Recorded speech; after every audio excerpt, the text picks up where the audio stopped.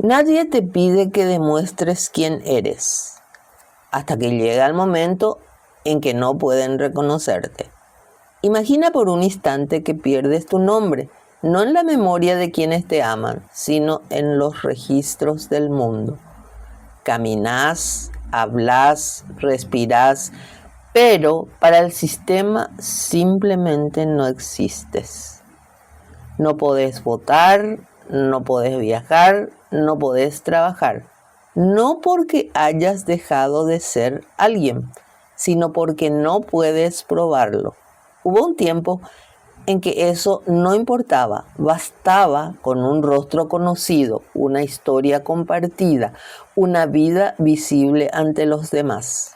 Pero ese mundo desapareció y en su lugar nació otro, donde existir ya no es suficiente, donde hay que demostrarlo. Hola, ¿qué tal? Bienvenidos a una nueva cita. Soy María Rolandi y les invito a que me acompañen durante unos minutos para descubrir los detalles de una historia sorprendente. Gracias por sintonizarnos. El nombre en papel. Cuando existir dejó de ser suficiente. Hubo un tiempo en que bastaba con la memoria.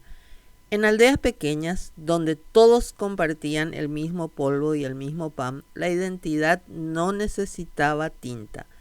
Uno era el hijo de, la mujer de, el que vivía junto al río. Nadie pedía pruebas, porque el rostro era suficiente. La comunidad era testigo. Pero el mundo creció. Los caminos comenzaron a llenarse de viajeros, mercaderías y soldados. Las ciudades se expandieron como organismos vivos, tragándose nombres y rostros en un anonimato cada vez más profundo. Y con ese crecimiento surgió un problema silencioso. Ya no bastaba con conocer de vista. Entonces llegaron los conflictos. Hombres que desaparecían dejando deudas sin pagar. Soldados que abandonaban fila y reaparecían en otro lugar con otro nombre. Criminales que cruzaban una frontera invisible, la de la distancia, y renacían como si nada hubiera ocurrido. Sin una forma de probar quién era quién, la verdad se volvía frágil, casi inútil. Fue en ese mundo incierto donde apareció la necesidad de fijar la identidad en algo más que la memoria. En la Europa medieval comenzaron a circular los primeros salvoconductos, documentos simples escritos a mano que autorizaban a una persona a viajar de una ciudad a otra. No era un derecho, sino un permiso. Sin ese papel cualquiera podía ser detenido, interrogado o incluso castigado por el simple hecho de no poder explicar su origen.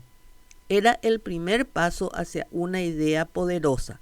La identidad debía poder demostrarse.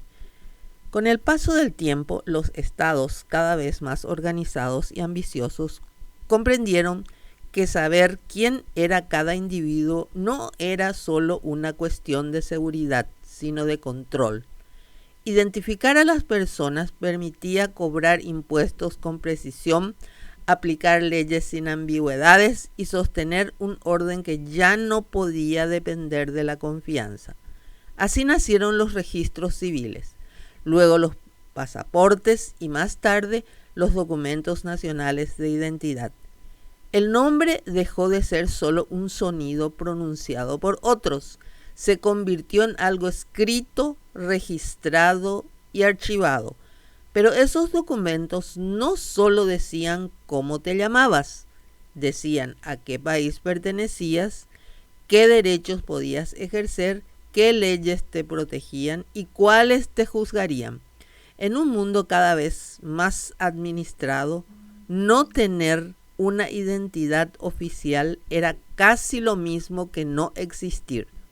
Sin papeles, una persona quedaba fuera del sistema, invisible para la ley, inaccesible para los derechos y ajena al orden. Hoy, estos documentos forman parte de lo cotidiano. Los mostramos para votar, para viajar, para trabajar, para acceder a servicios que consideramos básicos. Están en nuestros bolsillos, en nuestras billeteras, en nuestros teléfonos. Parecen simples, pero no lo son. Detrás de cada documento hay siglos de desconfianza, de crecimiento social, de intentos por ordenar el caos humano. Son la respuesta a una pregunta antigua que sigue siendo esencial. ¿Quién eres cuando nadie te conoce? Los documentos de identidad no nacieron para complicar la vida, nacieron porque en un mundo donde los rostros dejaron de ser suficientes, el orden, la confianza y la justicia necesitaban algo más firme que la memoria, necesitaban prueba. Y así el ser humano aprendió que para existir plenamente en la sociedad no bastaba con ser, también hay que poder demostrarlo. Creo que los documentos de identidad son una de esas creaciones humanas que parecen simples, pero en realidad sostienen una gran parte de la vida en sociedad. A primera vista pueden sentirse como una obligación incómoda, un trámite más o incluso una forma de control. Sin embargo, cuando se observa su origen, es evidente que surgieron de una necesidad profunda: evitar el caos. Me llama la atención cómo durante siglos las personas podían vivir sin necesidad de probar quiénes eran, porque la comunidad misma cumplía esa función. Pero ese modelo solo funcionaba en un mundo pequeño. En cuanto las sociedades crecieron, la confianza dejó de ser suficiente. Y ahí es donde la identidad tuvo que volverse algo verificable. En mi opinión, el documento de identidad representa una especie de equilibrio entre la libertad y el orden. Por un lado, nos permite acceder a derechos fundamentales como votar, trabajar o viajar. Nos da una existencia legal dentro de un sistema que, de otro modo, nos ignoraría. Pero, por otro lado, también nos recuerda que estamos registrados, clasificados y, en cierta forma, vigilados. Lo más impactante es pensar que, sin ese documento, una persona prácticamente desaparece ante los ojos del Estado. Puede seguir existiendo físicamente, pero queda fuera de todo lo que organiza la vida moderna. Eso hace evidente hasta qué punto nuestra identidad ya no depende solo de quiénes somos, sino de lo que podemos demostrar. En definitiva, no veo a los documentos de identidad como un problema en sí mismos, sino como una herramienta necesaria en sociedades complejas.